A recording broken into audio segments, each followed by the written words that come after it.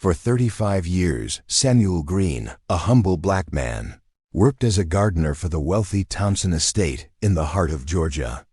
Every morning at dawn, Samuel tended the roses, trimmed the hedges, and kept the grounds beautiful for Mrs. Eleanor Thompson, a wealthy widow who lived alone in her grand mansion.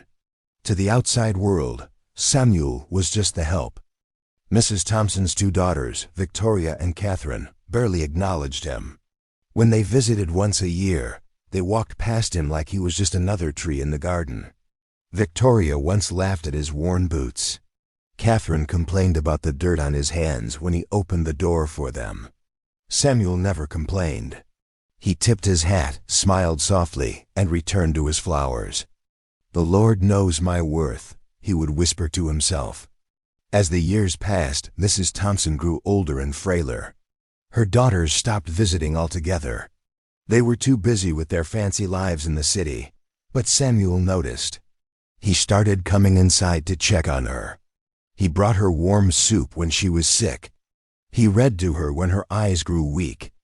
He sat with her on the porch and listened to her stories about her late husband. "You're the only family I have left, Samuel," she told him one evening. He just smiled and said, "I'm just doing what's right, ma'am." When Mrs. Thompson passed away peacefully in her sleep at 92, Samuel was the one who found her. He wept like he had lost his own mother. A week later, Victoria and Catherine arrived for the reading of the will. They wore expensive black dresses and talked loudly about how they would divide the estate. They didn't even look at Samuel, who sat quietly in the corner. The lawyer cleared his throat and began reading. "To my daughters who forgot me long ago, I leave $1 each. To Samuel Green, the man who became my true family, I leave my entire estate, my home, and all my savings." Victoria screamed. Catherine demanded the lawyer check again.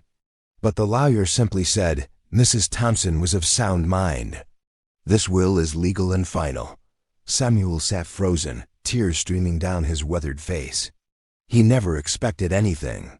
He just wanted to do right by the woman who had always been kind to him. That afternoon, Samuel walked through the front door of the mansion, not as the gardener, but as the owner. Some people work for money.